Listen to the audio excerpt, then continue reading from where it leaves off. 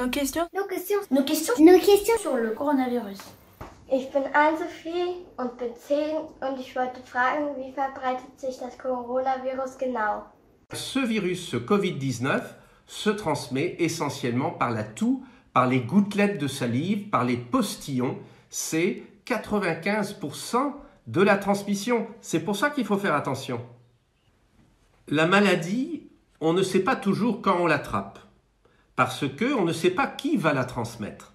Il y a beaucoup de gens, et en particulier des enfants, qui peuvent avoir la maladie, mais qui ne le savent pas, qui n'ont pas de symptômes, qui ne toussent pas, qui n'ont pas de rhume, mais ils peuvent transmettre à d'autres. C'est pour ça qu'elle est dangereuse, cette maladie. Wieso sind so viele Länder von dem Coronavirus betroffen?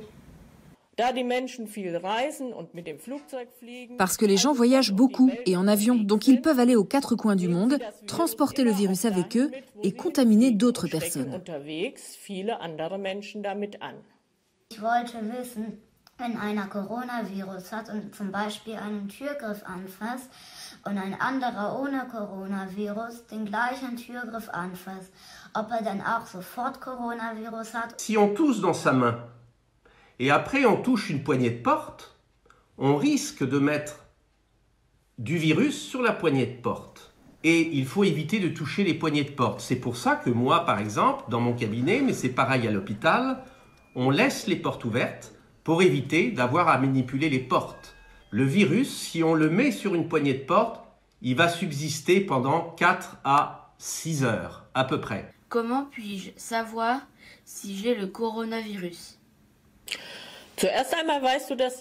Au début, tu ne le sais pas. Tu as juste des symptômes comme de la toux, des éternuements ou des maux de gorge.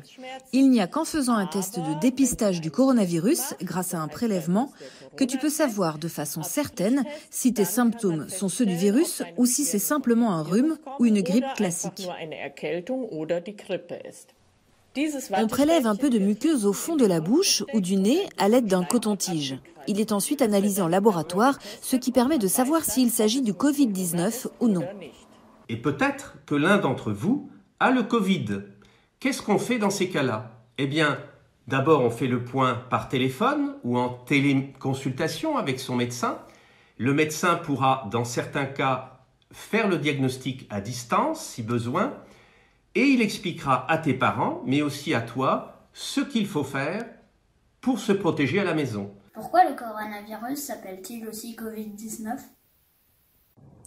Quels sont les autres types de coronavirus? Covid-19, ça veut dire quoi? Co, ça veut dire corona. VI, ça veut dire virus en anglais. Et le D de Covid, ça veut dire disease. En anglais, ça veut dire maladie. Donc, COVID. Et 19 parce qu'il a commencé en Chine à être identifié en 2019. Il existe d'autres Covid, il y en a d'autres qui ont été identifiés dans le monde, d'autres coronavirus, car il faut savoir que, par exemple, chez les enfants, mais comme chez les adultes, 25% des rhumes sont dus à des coronavirus.